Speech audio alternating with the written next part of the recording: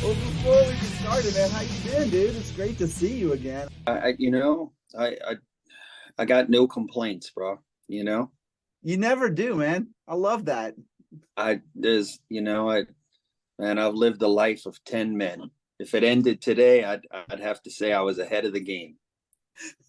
Man, I've put on the weight of 10 men, man, since COVID. So I'm working on that now. You look the same to me, man. You don't look any different. Well, I'm working on it, man. 45 pounds doesn't come off like it did when I was 25, man. At Telling you, 49, it's coming off at like, a third of the rate. You know? I know it. I was telling my son that the other day. I'm 55. If Uh, you eat a half a hamburger and you gain 10 pounds these days, it's tough. if I smell it, I gain 10 pounds. I know.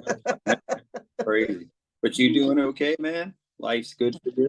I'm like you, man. You can't complain. With every little bogus thing, there's some light. I try to live my life like that as much as possible. Yeah, I don't let things get to me anymore, man. It's not worth it. When I was younger, I'd let things bother me, but not anymore. It always makes me sad for people like I feel like at the end of every year, when people are making their like end of the year posts and stuff, and everyone's always like, oh man, like, oh, what a shitty year. Like, oh, this year was so bad. And I was like, there's 365 days. Like, did Right. anything cool or good happen to you? Yeah. Because I'd much rather hear that than hear Yeah. what a shitty year you had, But I think it's human nature, man. People love to they love to complain and they love to harp on negativity. All you got to do is look at the news one day. You want to hang yourself if you look at that stuff. But yeah, man, I kind of over the years I've kind of insulated myself a little bit. I kind of Uh-huh. live in my own bubble, Right. do what I do. I don't pay too much attention to what other people have or what other people do. And I just, do things the way I do them. It works for me. And that resonates to people. It makes your life more positive. And it also, because you're spreading that positivity to people around you, it's going to make you feel that much more positive. If you pay too much attention to that stuff, it drags me down. That's why I kind of need to kind of get in my bubble and play music and do the things I do that work for me. Because other than that, man, it's a horrible world we live in. But it's like you said, there's a way that you can be aware, but not Mhm. have it just completely consume you. That's And, right. I'm aware of the things going on in the world, and it's not the best stuff in the world, but you can acknowledge it. But as artists, I also feel like sometimes as musicians or artists or whatever we are, like we kind of have a responsibility in some ways to kind of be like, okay, we're going to be the escapism for you folks. Listen to music, like just for Absolutely. however long you're listening, however long you're at a show, like whatever's going on outside those doors is going to still be going on. So just bring yourself into that box for a little bit and just enjoy it. Yeah, it's unfortunate that I think that's kind of gone by the wayside over the years. Like entertainment in general, be it music, be it sports, be it whatever it is, it seems like everybody's, opinions have to be heard these days. So just because you can, you have a great vocal range doesn't mean that you need to hear my opinion on everything in the world. I that's just me. I'm like you, man. All the greatest shows I've seen, the greatest bands I've seen, it took me away from everything. I don't want to be reminded of your political beliefs or your stance on COVID or whatever it may be. Mm-hmm. Um, Man, I just want to hear you sing or I just want to hear you play. But that's not the way of the world these days. Some bands still get that right, Mm-hmm. even after all these years, you look at bands like, Kiss, Alice Cooper, like all those greats, like you can walk into those shows and not only do you forget where you are, but you forget how old you are too.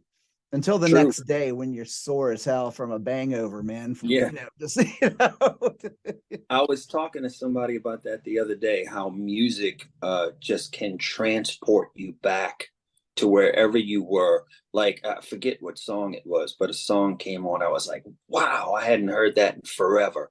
And it immediately brought me back to being like 16 in my room. I remember when I got that record. I remember how it felt. I remember how the room looked, how it smelled. It's amazing how music, how powerful it all is, how it just transports you, It's awesome, man.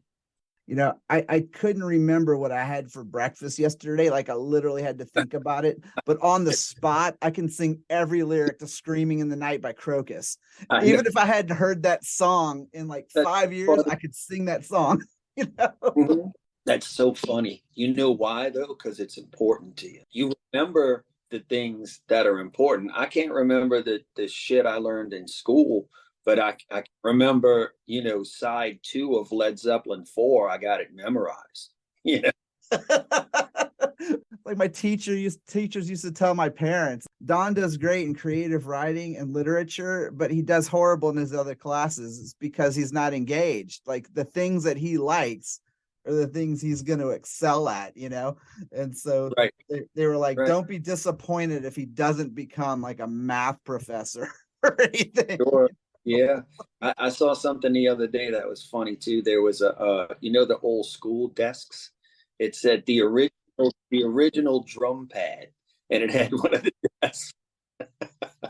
I thought that was so funny because I can't tell you how many beats I've banged out on those desks, man. And you like really sorrily peeled the paper off the top of the school box and wrote like all your band logos on it and shit that you'll.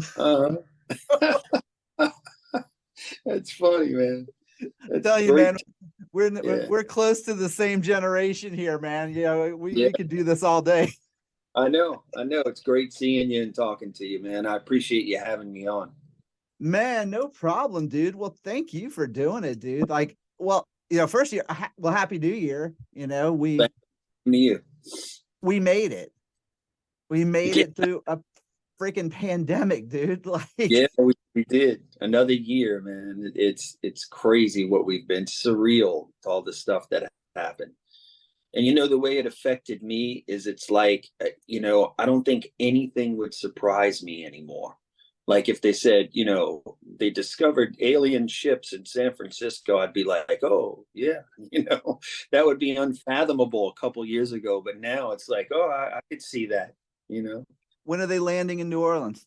Right. Well, I hope they don't come here. They'll probably steal their ship. We now lead the country in crime rate, and it's so bad here, man. The leadership in New Orleans, the mayor, and what we're saddled with here it's sad because it's such a beautiful city. It's a European city in America, but it's so sad how mismanaged it is. The crime is completely out of control. You almost can't go down in the city anymore. We were just down there for just a few days. We stayed in the quarter, where the hotel was. I kind of got to walk around a little bit and kind of get that. I'm trying to reconnect with more of like my culture and my heritage. As I'm getting older, and sure. And the way I try to explain it to folks about like New Orleans is that like if you're from there, no matter how long you're gone, you're always just gonna be there. I would never want to live there again. And even though I've been gone from there since '88 when I was in high school, I've gone back at least like every 5-6 years since then. And something just kind of tugs you back, just kind of reminds you, oh, by the way, come here. This is where you're from. All right, you done 3 days later? All right, see you in 5 years. I agree with you, man. There's something about this place that it's magnetic. And if you're from here, it's something that will be in your blood forever. I mean, there's a reason that Down, called their record NOLA. People from New Orleans, it's bands and all, proud to be from here. You know, there's just something about this place that makes it different from everywhere else. It's hard to put a finger on, but like I said, and that's what makes it so sad, that it's so mismanaged and dirty and crime infested, and it's a shame, because it could be Paris. It could be a beautiful European city here with the architecture, and so much possibility, but it's just sad. I don't think I'll see it in my lifetime. Maybe my kids will. We got to see a touch of that when we were younger. When I was growing up in Metairie, even in Metairie, it wasn't hard for us to just think that that New Orleans was the world. You know what I mean? Like I couldn't really even imagine what anything else looked like, because I never really left New Orleans except to go to Biloxi, and then come back. As a kid, yeah, that's the world. I get that. Yeah. So when we moved to Atlanta, I just remember going, like, do all the cities fucking look like this? This is crazy. Like, what is this? Yeah. I think it's a real eye opener for New Orleanians when they get out, and not a lot of people get out, actually. Inner city people, but I mean, when you get out to other cities and you travel and you go, wow, this is what it's supposed to look like. It's clean, and the people are friendly, and it's sad, man. We could talk about that all day, though. The last time we talked was, I can't believe it's already been 2 years ago, was that you were putting out your EP Godspeed, which was excellent. And it was really a great listen to me. And you had Randy Jackson, which is, another New Orleans bra in there. And but one of the things I really caught off of listening to that EP was that it was really an introspective collection of songs. And I know as artists, we're already putting ourselves out there as it is, but to be that transparent is sometimes a little, scary or whatever. Like, what was it about Troy Marks in 2020 that felt like he needed to be that transparent and open up like that? I think, my name was on the record. So it was something that, I wrote the songs, I wrote the lyrics.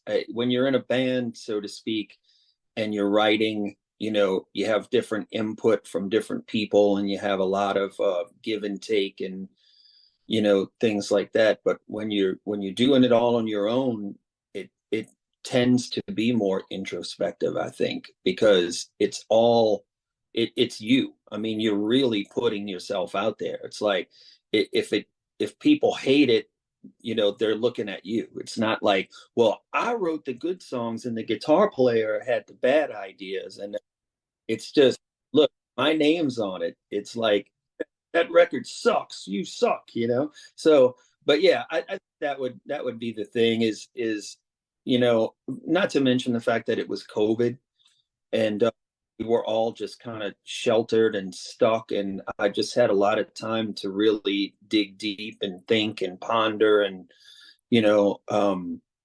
but yeah, I appreciate the kind words, man. I love both of my records. I actually have another one in the can that's done.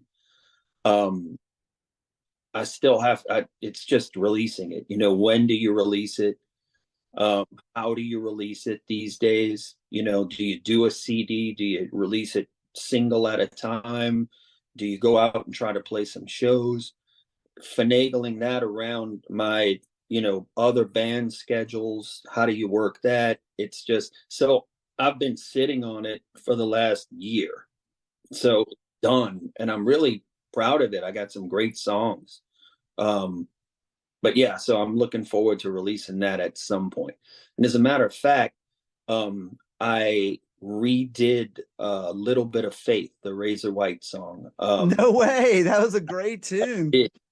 I did. I reworked it because that particular song was something that Jimmy and I came up with while we were recording, and Mhm. he was just finagling around on the acoustic, and I was like, wow, that's cool. What is that? And he's like, oh, nothing. And we sat down up in the front of the studio, and in like 5 minutes came up with that verse and the chorus and the little bridge part.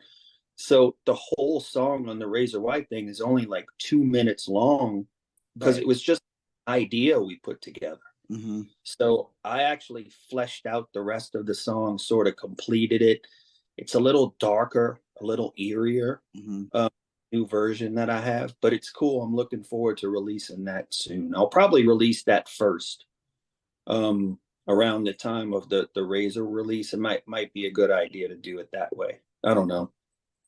I'm flying by the seat of my pants, Don. All It's so interesting because the whole pandemic thing was a total game changer for a lot of us musicians, and especially folks like you who are actually, working, like that's how you make your livelihood is, playing and performing, with no idea, which is, you're like one of the biggest wedding bands in the Southeast, and you do the Mardi Gras balls, and when that stuff kind of comes to a halt, you know, so did the money. exactly. Everything came to a halt, and we all looked at each other like, what now? Hmm. And thank God for, and I hate to say it, thank God for unemployment, because Hmm. we lived off of that for a year. Hmm. um and then slowly but surely it came back, and we were really fortunate. We had a great last couple years. It all came back with a vengeance, so we're Yeah. doing great again. And it was interesting to see how many artists actually were able to tell me things like that, surprisingly that it agreed with them in some ways. Like they were like, creatively, they were, we don't have to be we couldn't be on the road. So we had to go write, and work on a new album and figure out things. And I feel like a lot of that is reflected in the music, like coming out on the heels of things. So it was really interesting to hear from certain artists how, while it sucked and some of them even had to go get jobs again or whatever in the meantime until they could get back on the road and whatever. But so many of them had this kind of a positive outlook on it. And they were like, it sucked, but they were like, we have to keep going. We can't just stop playing music because we can't hit the road, and the quality of the music I'm hearing from some of these artists is like incredibly, strong. Is that what went into your new stuff? For sure, for sure. I think it was a big reset button for everyone. It made you, it forced you to change, of course. Like, I mean, nobody could leave the house, so what do you do? I mean, and I think as artists, I think the initial reaction for everybody was to just write. And it made things, as you said earlier, more introspective. It made things, it I think people's focus was solely on that. They weren't being pulled to get back on the road or do this or do that. They had time to really just focus on the art. So I I think it doesn't surprise me what you're saying, that the Mm-hmm. quality of music, in your opinion, was better. Um, and just from my standpoint, like I said, I think I have some great songs to just release that came out of that. Mm-hmm. Um, but it forced us all to go inward, not just musicians or artists. I mean, I think, a lot of people changed careers. A lot of people, now work from home. A lot of businesses do things differently. It was the great reset. It forced people to look at things in a different way. With all that said, I'm sure glad it's over, man. Being back out amongst people and seeing people partying and having a good time and drinking, it's all part of the human condition. I think it's greatly needed. When you're just stuck and you're just, alienated from everyone, it becomes depressing, I think, for a lot of people. I think it's good for like a month. You're like, great, I don't want to see anybody or be around anybody. But After that, like, wait, someone's ringing the bell. Who is it? What, you're like, someone's walking their dog. I'm gonna go say hi. The mailman. How you doing, man? Want to hear my new song? Hey, I got a DVD. Hey, here, take a CD, man. It's like, again, like, it's to kind of go back to like the last time we talked. Like, not only were we talking about your album, but we were really kind of like waxing nostalgically on a lot of the old days of New Orleans. And then, like, bam, all of a sudden I get like what I thought was like some of the best news of the year, that Razor White's music is going to see the light of day on like a bigger spectrum, with like, how did that happen? How did that come about? Well, over the years, I've gotten some calls and emails and people, various people inquiring about, putting the stuff out again. And I've always kind of just said, yeah, thanks, but no thanks, be it the timing wasn't right or the deal. I didn't feel like it was a good deal. I didn't feel like they'd do it justice. Mhm. And again, I've turned it down over and over. And then this last time, I don't know, must have been about a half a year ago now. I got contacted by that Lost Realm Records. Mhm. Yeah. And I was just I was really pleased with everything I heard. They're a really professional company. They're about the music. It didn't seem to be just a money grab. Also, they weren't immediately saying, do you have any Phil Anselmo stuff? Which you're kind of bracing yourself for every time someone brings up Razor White. You're like, Of course. Yeah. And nothing, believe me, look, it's not nothing against Phil. It's just, if I did have Phil stuff, it's not my place to give it to anybody. right. But which I do, by the way. I do have some live recordings of Razor White with Phil that will never light a day from my standpoint. But anyway, but yeah, that wasn't the first question, so that kind of stuck with me, and just in general, it was a good deal, and then they offered me what I was looking for to do it. So I just felt like something in my bones said, if you're ever going to do it, now would be the time. And I'll be honest with you, one of the things that always stopped me is the quality of the recordings, because they were never like records. They were always just demos that we did. Like, we were trying to get a record deal, and we'd scrape up money and go in the studio and do it all in one day or 2 days. And, it wasn't like we spent hours on the drum sounds and it was just a great recording and it encapsulated the band. It didn't. It was, something that when I heard it back, I was like, that I can hear the possibility of what it could be. The songs are great, but the production value and all that, so that kind of always stuck me from releasing it. But then, I'm 55. So you get to a point where you go, if you're ever going to do it, you better do it now, because you don't know what the future holds. So, it made me say, yes, I'll take the deal. Let's do it. So I sent them the material. I sent them a couple of bonus tracks. We worked on the track listings and what we're going to put. They wanted to release both the black demo and then the Just What the Doctor Ordered. So I was able to send them all the material along with a couple of bonus things, which is, I think, will be cool for people. That there's a couple of songs that I don't think anybody's ever heard before.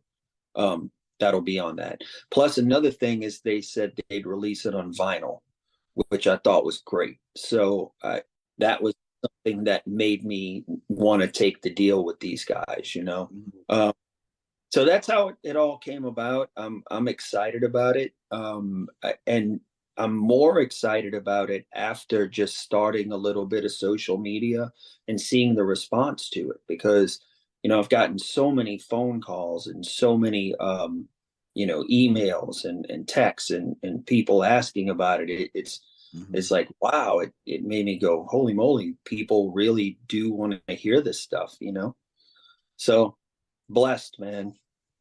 And this went beyond like just the typical New Orleans crowd, because especially in the 80s and late 80s and even into the 90s, like when I was in high school, I graduated in 92, but there was a heavy, like, a lot of us who were really just music dorks were into bootlegs, like we loved like, demo tapes and, bootleg live shows and whatever we could get our hands on. We just wanted them regardless of the quality, Yeah. And I remember I still have it somewhere, the black demo cassette. Yeah. And I played it so much that the tape snapped off the spool. I took that thing apart and I fucking got that spool thing and I taped it back on play. I glued it back on place with some crazy glue. Man, I played it for like it's almost gray because I played it so damn much, Yeah. But yeah. I made a copy of that cassette for one of my buddies, and he loved it. And then, the two other guys that I hung out with, I made copies for them, and we were all talking. And I'll never forget that, because this was like in 10th grade or 11th grade or so. And my senior year, this guy that was hanging out with us at lunch one day said, "Hey, man, you're from New Orleans, right?" I'm like, "Yeah." He goes, "Dude, I got this demo from this band called Razor White. Have you ever heard of them?" I said, "Dude, I started that fucking trend, trading this tape, man." And he started to laugh. But like, that just kind of gives you an example of, even just on that small level, Yeah. like what a universal level that music, your music reached out to people. It seems to be that there's a big market in Europe for that stuff. It's like because the record company is I think it's from Portugal. Am I correct in saying that? So yeah, how they found out about us and wanted to put they obviously they think it'll be successful, or they wouldn't have given me the deal that they did. Right. So they believe there's a market for it. And then from my standpoint, just like I said, I heard from people all over the world. I was like, holy moly. As a matter of fact, I'm doing a interview soon with a Greek magazine. Like, I'm like, Greece? Really? Okay. But yeah, it's just crazy the response that music has gotten. And like you said, I think, remember, we were speaking earlier about how music transports you. Oh It yeah. takes, and I think that's what this does for a lot of people. I think it takes people back to that time and that place. And it was a great time for all of us. In listening to the material, it took me back, and it really took me back, because there's lyric sheets on the CDs and the vinyl. So I had to actually sit down and write all the lyrics out. Right. And writing them, it made me go, wow, I remember where I was when I wrote that line. I remember where I got that from. I remember how it smelled. I remember, everything about it. It's crazy how it all comes flooding back. And then B, it made me go, what the hell was I thinking when I'm writing these lyrics? Oh my God, did I write? But yeah, anyhow, so it's it was really cool, man, to see the response that it got. It made me feel good, man, that people still care after all these years. It's still relevant to people, that they want to hear these songs. They want to go back to that time and experience it all over again. I remember being a kid sitting in my room listening to Twisted Sister and Quiet Riot and Maiden and all these bands, reading the magazines. And of course, you're reading about Hollywood and LA and all this stuff. And like, that just seems like so unfathomable, like, to me, to even imagine getting out there. But then, like, all of a sudden I hit this age, like around 87 or so, where like I started to see bands, Dark August, Victorian Blitz, Killer Elite, Lillian Axe, Razor White, all these bands. And then all of a sudden, as a young musician like me, what seemed to be impossible suddenly seemed possible, because I was like, dude, these are some fucking homeboys like from the neighborhood that are playing over at St. Christopher CYO gym to like packed Mhm. room, you know, and I'm going, well, shit, if they can do it, you know what I mean? Like, Yeah. so it was really, you know, that was a pretty magical time, you know, for me. Yeah, it was, it's funny you said that because like that's what Zebra did for me. Mm-hmm. Like I was 12 years old standing in the CYO and St. Christopher and watching Randy, Felix and Guy, and it was tangible. Like because prior to that, I grew up in New Orleans East, so the whole scene Right. was I was kind of sheltered out Mm-hmm. there. I didn't body. I was, sort of alone out there. And I signed up for the Led Zeppelin fan club, right? So every 3 months, maybe, you get this flyer in the mail, and it was like Christmas Day. And it was photocopied 800 times, so you could barely read it. It was black picture you couldn't even make out. But I would get that thing and it would transport me to England. I would Oh yeah. read every word of it and I could feel the mystery and the power of it all. And, the new record is coming out, soon. And oh my God, like, but then you take that power and that mystery and a transportation of music and all of a sudden you're watching it live. Here's Randy Jackson and he sings like Robert Plant and he plays like Jimmy Page. And I'm like, that's what I want to do. All of a sudden it becomes maybe tangible. You can taste it, you can smell it, you can touch it. Right. So, for me, it became doable. Yeah. So that's and I think I've told this story before, and but we were opening for Zebra as a younger band Mm-hmm. and Dark August at the time. Yeah. And Ray came up to me in the dressing room after one of our shows and he's like, "Man, you got a good voice, man, but you need to train. You need to train your voice." Mm-hmm. And he said, "The next time I see you, I'm going to give you a tape that you can sing to." And I said, "Okay, and I'll be damned if the next time we didn't play with him, however many months later, he gave me a cassette tape. And it was him playing scales on a piano. Mm-hmm. So at the time, they were opening for Kiss in the Superdome, Yeah. but he took time out of his life to sit down and play these scales to help me. And that Yeah. stuck my whole life. I've become friends with him over the years, and I've always thanked him immensely and given him credit, for my career, really, because Mm-hmm. every time I got in my car for 10 years, I popped that scale tape in and I would sing scales. And it Mm-hmm. helped develop voice over the years, and I have him to thank for that.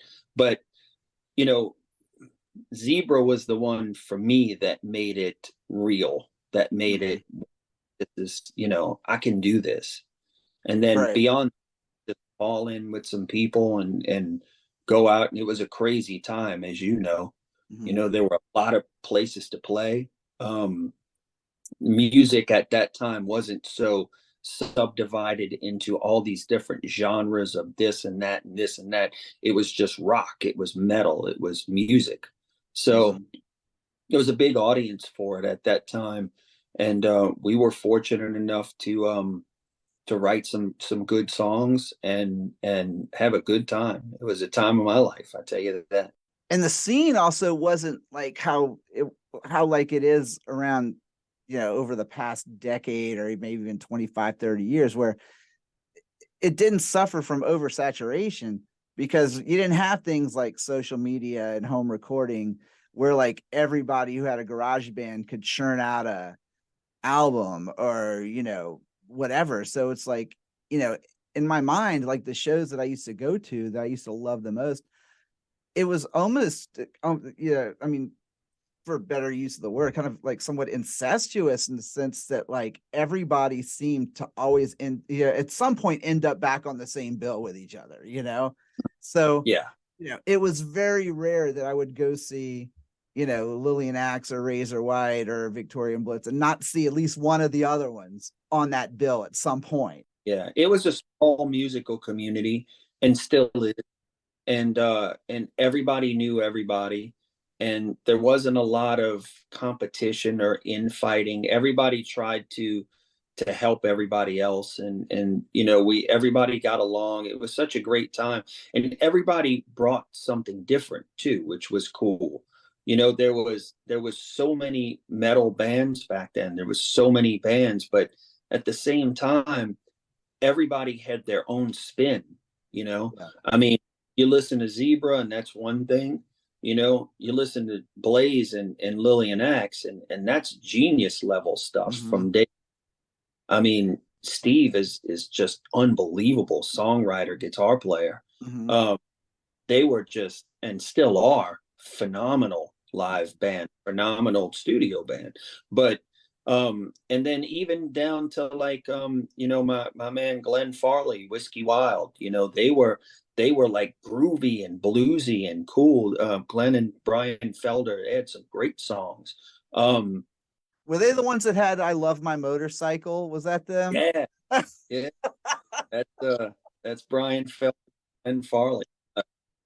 Yeah, Jimmy Frazier was the drummer in that band. He played with me in No Idea for years. Oh, Um, okay. and bless him, he passed away, in the last few years. Oh, I So didn't know that. No, no. with us anymore. But Jimmy was a phenomenal drummer, a phenomenal guy. But yeah, Mm. every band kind of had their own little spin on things. It's not like everybody was playing the same stuff, it was different. There really was. There was so much diversity, and even growing up as a metalhead in general as a kid, a conversation I frequently have with my best friend is that we talk about how it also wasn't so compartmentalized, like there weren't like tons of subgenres and stuff like that, that it just got to the point where, I mean, obviously there were like the diehard rivet heads, but there were also Yeah. people like me who would just, if it was good and it appealed to me, I liked it. It was, I always used to say, it was the benefit to being uncool was that you didn't have to justify your musical likes to anyone else except for like the three guys you hung out with, so it That's wasn't right. weird to totally be into like, Rat and Poison, but then to also be into Queensryche, but then to also be into Megadeth, you know what I mean? And Yeah. I feel like the New Yeah. Orleans scene was that same way, because you had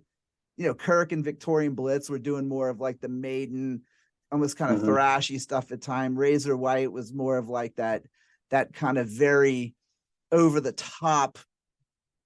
It really reminiscent of like that 80s metal, you know what I mean? Like it was, to me, it was, when I think of that demo, that black tape, I think like that opening scream to Never Cry Wolf and going, Jesus Christ, how did he do that, man? Was he stepping on his nuts or something? I don't know how he did, like, I don't know how I did that either. Again, there was so many different styles and so many different bands, and everybody brought their own flavor. And I think that's why we were all able to kind of play together and have different bills. And the cool thing about it too is everybody's playing their own stuff. You might throw a cover or two in the set, but for the most part, it's all everybody's playing their own music, which was excellent. Um, and then to see the success that some of the guys have had just warms my heart. Kirk and those guys are killing it, man. I'm so happy for him. He was always such a great dude and still is. He's always been kind to me and supportive of every release that I've ever put out. He's reached out and said good job, or I like the new tune or whatever, and just really kind to me. But I mean, how many albums has Crowbar released now and still touring the world? And you got to give it up to those guys. It's not just a fleeting thing. It's their life. It's become who they are, and you got to admire that, man. That's that. I give them all the credit in the world. yeah, it was really interesting when Crowbar started to really kind of make an impact in the metal scene, especially with the first two records. And I remember being like, okay, so they're from New Orleans. And I'm thinking to myself, like, okay, they had to have been in other bands. And the minute I saw Kirk's name, and I was like, that's the fucking dude from Victorian Bliss, man. Like, and then I saw his picture, and all I could think of was like, wow, man, he's come a long way from the spandex and mullet. Yeah. Yeah, but he was great back then, man. I mean, he was a great guitar player. And then Kyle too, Exhorter is back with a vengeance. I keep up with Kyle, semi regularly just through Messenger and stuff. And that last album they put out was one of the best metal albums. Dude, that is so good. And he is singing better than he's my age, man. He's got to be, 50s. And he's singing better than he ever has. He does a Dio tribute down here in New Orleans. Dude, hear him sing the Dio stuff. Goodness gracious. Yeah, he's always been great. He's another guy that's always been kind to me. So all love for Kyle, man. He's a fabulous singer. So it was interesting because I remember Exhorter. Exhorter was kind of towards, a little later for me as I was getting ready to kind of move out of town, like by the time, Slaughter and the Vatican came out, I was already moved to Atlanta. But one of the things I was always curious to ask you was that, so you had like Crowbar, obviously, right? Who, obviously, they're Victorian Blitz, and they kind of went the Slugs, and then they were Crowbar, and like they kind of they evolved to be this thing that they found to be home of sorts, and then create something for themselves. Was there ever an idea or a thought in your case where you were like, maybe I should do that? Or was it more like that it just naturally wasn't there to move away from what you had been doing for so long and so naturally? Yeah, I think it was just life for us. We had been a band for a while. We had been on the road for a while. We had been slogging it out. We had been to New York and auditioned for the record companies and done all the stuff, and just did this last demo, by the way, that no one's ever heard. There's a whole nother batch of Razor White songs that no one has ever heard. And I plan that next. After this, there'll be a new Razor White record. But that batch of songs didn't garner the interest that we were hoping for. And I think everybody was just really discouraged at the lack of progress.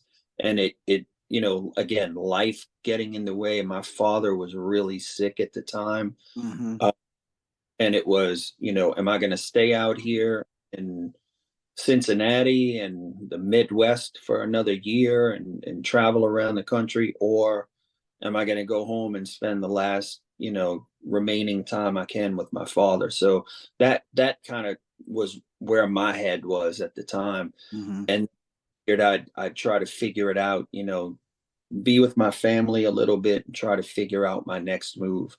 And also, all of the bands that were coming out then, like Exhorter and Crowbar came later, I believe. But those bands, took everything that preceded it. The Razor Whites, the Whiskey Wilds, all those bands, they were a whole nother animal. They were way heavier, no image.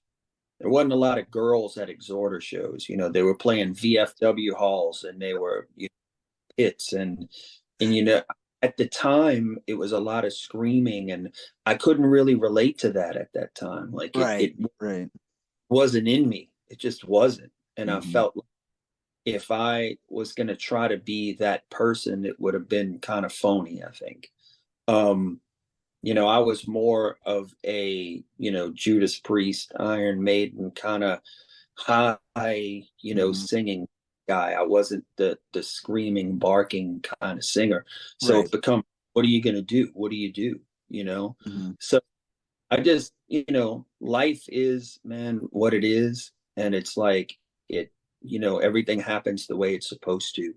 And I think if it was meant for Razor White to evolve and continue on, it would have happened that way, but it didn't.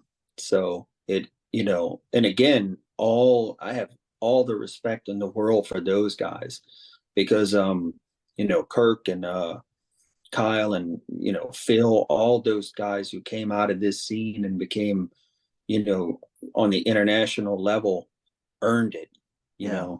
all earned it. They've all written great songs and been great people, and they earned it the hard way.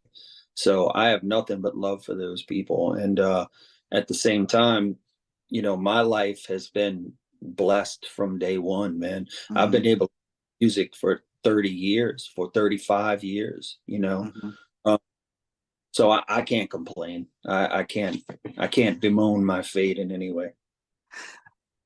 I loved one of the things. I loved what you said about if you would have tried to go morph into something like that, that you would have felt phony, or that you would have felt like you weren't being true to yourself, because that was such a strange time where like bands that like I knew from a specific genre, especially the hard rock genre, and then all of a sudden you're like, okay, so now you're cutting your hair short, you're wearing flannel, you're kind of moping on this.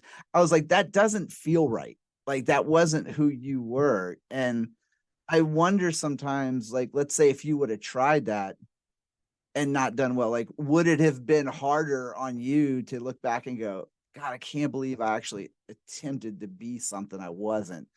And you have but you can have now a sense of pride of being like, I've always just been me, you know? True. At the same time, I would, being honest with you, I think we kind of lost our way in Razor White a little bit. Mm-hmm. Um, you hear the evolution from the black demo to the just with the doctor ordered stuff. And that evolution came not so much naturally, honestly, even though I'm proud of those songs. And I have, I mean, absolutely no disrespect to anyone when I say this, Right. but it was always, hey, if you guys write more commercial material, you have a better chance of success, you Mm-hmm. know? And actually, the opposite was true. If we had stuck to our guns and continued writing Judas Priest, Iron Maiden, kind of stuff, I think we would have been better off in the long run. But we started chasing it with the ballads and the this and the that, trying to write more commercial material, and kind of lost our way a little bit. And I think that's another reason that it didn't continue on, because we had sort of lost our focus of who we were. I don't think we knew who we were at the very end. Yeah.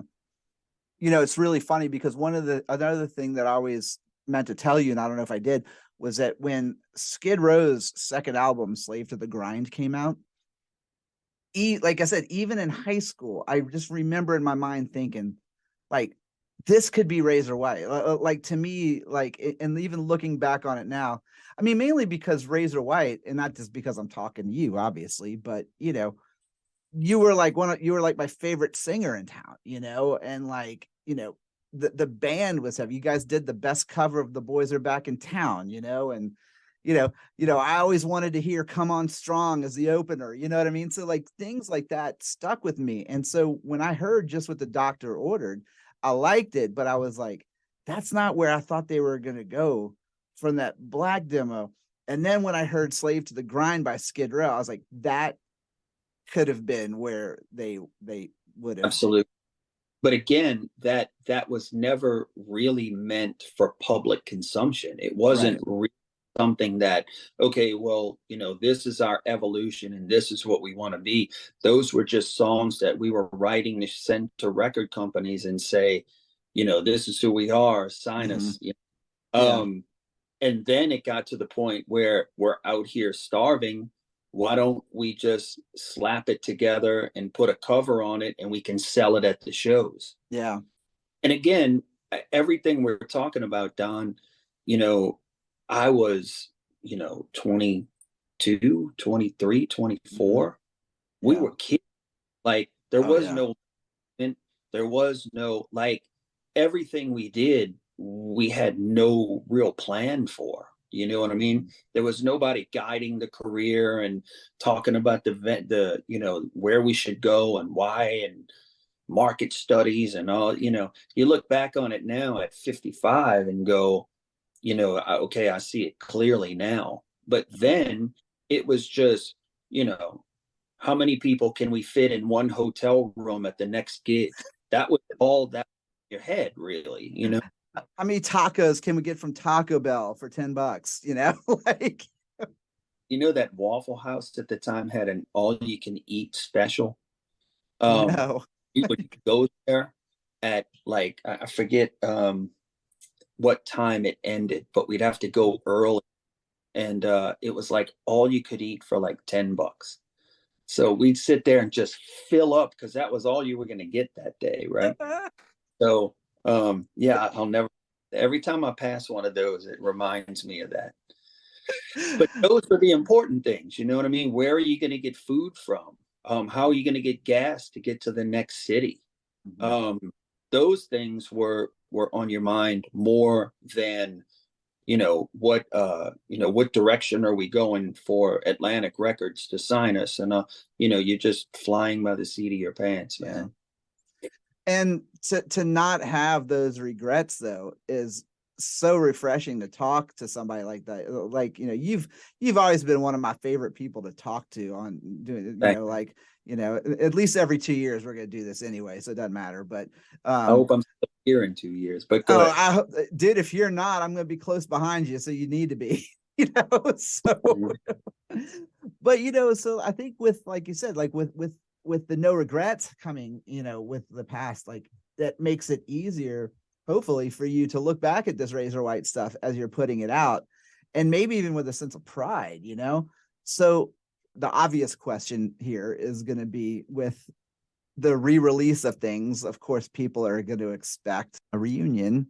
Like, is this something that is even imaginable? And how has the reaction been from the other guys as far as like this whole process goes?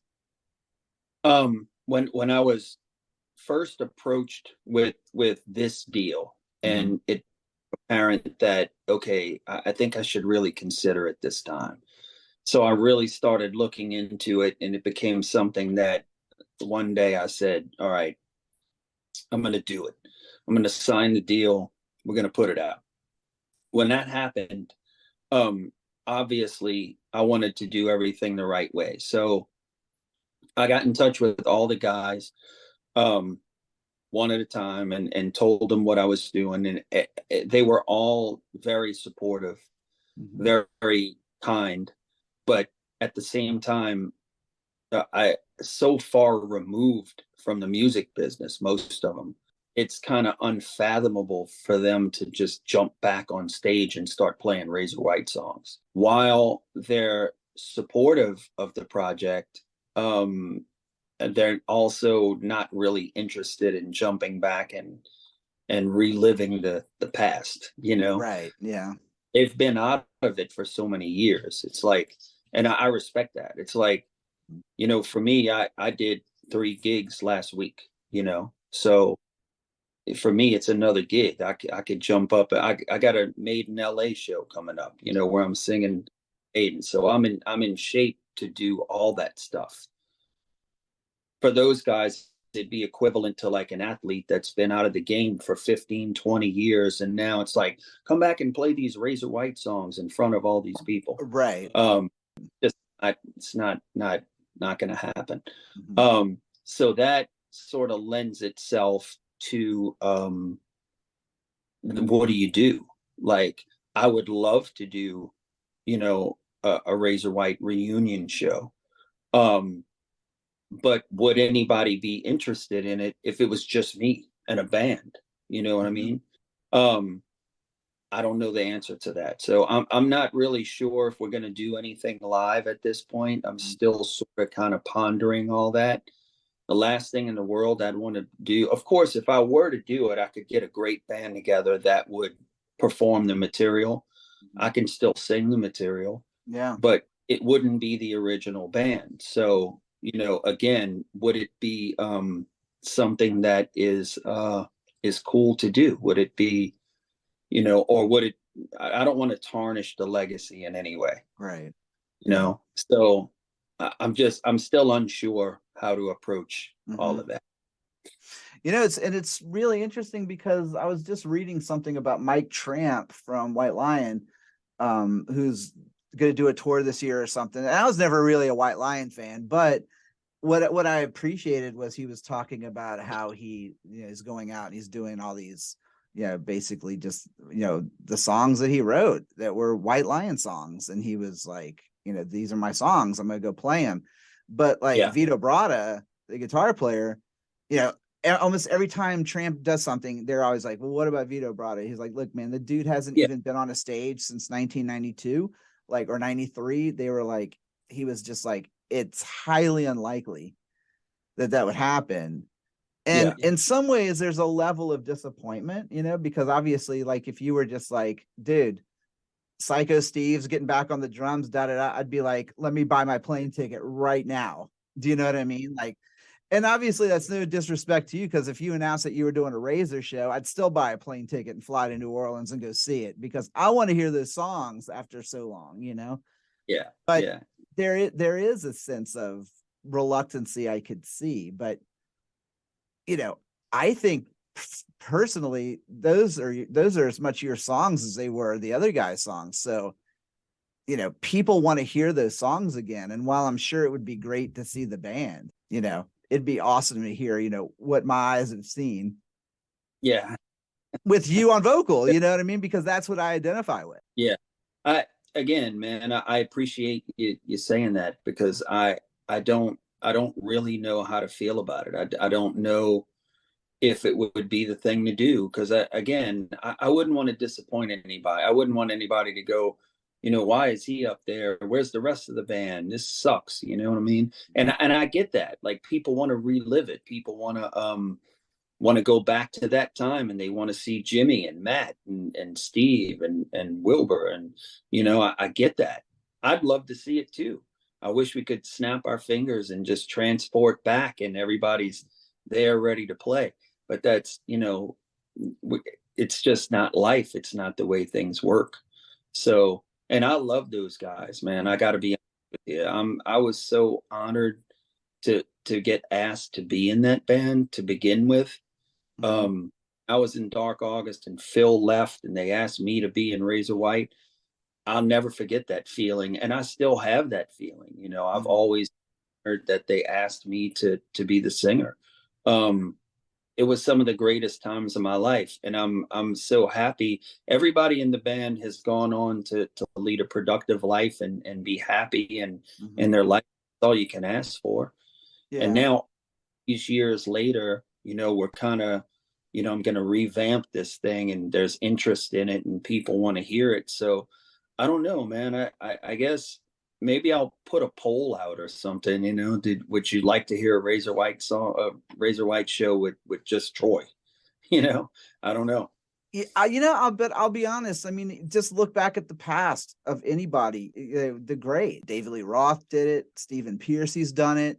Bret Michaels has done it. Like, without all of those original guys, I'll be honest, as big of a fan as I am of Rat, if I went to go see Stephen Pearcy live, I would do so as quick as I would go see Rat.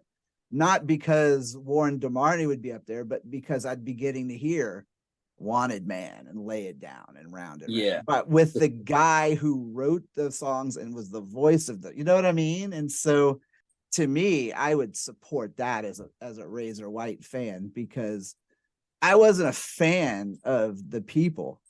I didn't know you guys. I was a fan of the songs. Yeah, that makes a lot of sense. And I don't see you as, I appreciate your opinion, man. Your opinion is very valid. And especially with all the music knowledge and years of experience that you have in dealing with bands. I'm glad we were able to bring this up, because I appreciate you saying that. Maybe it is something that I can, you know, do down the line when the release happens, or a little after the release at this point, because it's coming up. But yeah, maybe we can do a local show and see how it goes. I know I could put a great band together. I got a lot of great musicians and great talent here. Oh yeah. That do it. So it's just a matter of doing it. you know. But again, last thing in the world that I'd ever want to do would be to disappoint anyone or to tarnish the legacy of the band, because for what it was at that time, it meant something to a lot of people. And I wouldn't want to step on that or take any light away from that in any way. Well, I don't think you would. I think you'd be doing the fans a huge service by even just being able to present those songs live again for after so many years. But I'm going to put that in your ballpark, but always know I'm going to go to the mat for you on this, because I want to hear those fucking songs, dude. I'm not kidding you, man. Come on, dude. Last time I saw you guys was 1990, man. Yeah. Yeah. I could still sing, man. I could sing all of those songs right now. So yeah, I'm excited, man, after talking to you. I mean, maybe it's something I should work towards, you know. Well, I'll ask is just put me on the list, man. I'll be there. I appreciate that. You got it. Absolutely. Well, so when is the release for the albums? I think it's February the 23rd. I think. Yeah, and I know that the pre-orders are available now, so you can go to either Lost Realm Records. I think that's where you can get it for now. But the Razor White Facebook page is updated pretty regularly, so that'll let you know. I don't think the vinyl's coming out in the initial pressing, but I think from what I've been told, it should be shortly after. Shouldn't be long that the vinyl will be available. And are we gonna be able to get Razor White shirts too, man? Because I was thinking about doing some shirts, man. totally. Yeah. So what do you want to see on the shirt, Don? I don't know. You know what? I got to tell you a story real quick before we go. So when I saw you guys at St. Christopher's, it was Razor White, Whiskey Wild, and Gunslinger. And I was already in Georgia, but I'd come back to visit a friend and my grandmother in Metairie. And I had this T-shirt that had like a cartoon of you guys, like in a hot rod. It had Razor White on the and like I wore that shirt till it was like threadbare. I wore it to a Crowbar show here in Atlanta at the Masquerade, and Steve Joseph was their tour manager at the time. He didn't know me from jack shit, and the minute he saw me, he looked at me and he goes, "We need to get you a new fucking shirt, man." He gave me a Crowbar shirt, and he was like, "Where the hell did you get that?" And I told him about being from New Orleans or anything, but I always thought that design was badass. But you know, I don't know. That is so cool. Yeah, I don't know where we could get that design, but yeah, I have the logo and everything. So that's something I was thinking about doing too. Was doing a run of shirts to sell with the with the CD and the vinyl and all. So I'm pretty sure we'll be doing that soon. I'll probably sell those through my website. I have an online store where I sell, all my Troy Marks stuff. So that would be at troy.com. If you go there, I'll get those Razor shirts done pretty quickly. Man, Troy Marks, it is always so great to talk to you, my friend. Thank you. You as well. I appreciate you having me. And quick plug, man, troymarks.com. Both of my solo records are on there, T-shirts. I'll have some Razor White T-shirts coming up pretty soon on there. Follow me on all the social media stuff. And yeah, man, let's relive the past and get that Razor stuff out there, and maybe we can do a show. You're the best, Troy, man. Always the best, man. Thank you. I appreciate your time, and you look great, man. It's good seeing you. Good talking to you again.